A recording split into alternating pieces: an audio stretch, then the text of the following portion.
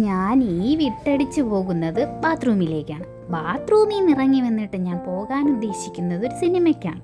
കുറേ നാളായി ഒരു സിനിമയ്ക്ക് പോയിട്ട്. കുളിച്ച് വന്നാലുള്ള എൻ്റെ ആദ്യത്തെ ടെൻഷൻ ഏത് ഡ്രസ്സ് ഇടുമെന്നുള്ളതാണ്. അങ്ങനെ എവിടെയൊക്കെ നിന്നൊക്കെയോ തപ്പി പിടിച്ചൊരു ഡ്രസ്സൊക്കെ എടുത്ത് അവസാനം അതിനെ എങ്ങനെയൊക്കെയോ കുത്തിക്കയറ്റിയിട്ട് അതൊന്ന് സെറ്റാക്കി. പിന്നെ മേക്കപ്പിലേക്ക് കടന്നു. സിനിമയ്ക്ക് പോവില്ല, കുറച്ചൊന്ന് ഒരുങ്ങി പോകാമെന്ന് തന്നെ ഞാനങ്ങ് വിചാരിച്ചു. പുട്ടിയൊക്കെ അടിച്ച് ഞാൻ സെറ്റായി സിനിമയ്ക്ക് വേണ്ടിയിട്ട്. എൻ്റെ ബ്രദറും ഹസ്ബൻഡും പിന്നെ അനിയത്തിയും കൂടിയാണ് സിനിമയ്ക്ക് പോകുന്നത്. ഞങ്ങൾ കാറിലാണ് പോകുന്നത്. അപ്പോൾ കാറ് സത്യം പറഞ്ഞാൽ നല്ല തിരക്കായിരുന്നു. കാറിടാൻ സ്ഥലമില്ലാത്തത് കൊണ്ട് ഞങ്ങളെ പകുതി വഴിയിൽ ഇറക്കി വിട്ടിട്ട് അവർ കാർ എവിടെയോ പാർക്ക് ചെയ്തിട്ടാണ് വന്നത്. ഇത് ഞങ്ങൾ അനിയന് വേണ്ടി വെയിറ്റ് ചെയ്യുന്നതാണ്. അവൻ വരാൻ കുറച്ചൊന്ന് ലേറ്റായി. ആക്ച്വലി ഞങ്ങൾ സിനിമ ജസ്റ്റ് തുടങ്ങിയതിന് ശേഷമാണ് ഞങ്ങൾ തിയേറ്ററിനകത്ത് കയറിയത്.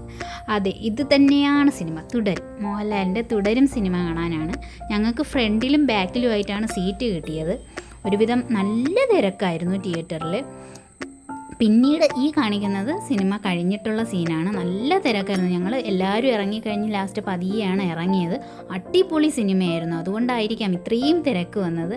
അൻവിക്കുട്ടനെ ഞങ്ങൾ എൻ്റെ വീട്ടിലാക്കിയിട്ടായിരുന്നു ഞാൻ സിനിമയ്ക്ക് പോയത്. അവനെയും കൊണ്ട് എന്തായിരുന്നാലും പോകാൻ പറ്റില്ലല്ലോ, അവൻ കുഞ്ഞു കുട്ടിയല്ലേ. അപ്പോൾ പിന്നെ ഞങ്ങളെ കണ്ടപ്പോൾ അവന് പിന്നെ കരച്ചിലായി, കാറിൽ പോകണമെന്നും പറഞ്ഞ്. പിന്നെ അവനെയും കയറ്റി ചെറിയൊരു റൈഡൊക്കെ കഴിഞ്ഞ് വന്നതാണ്. അപ്പോൾ അവനും അങ്ങ് ഹാപ്പിയായി.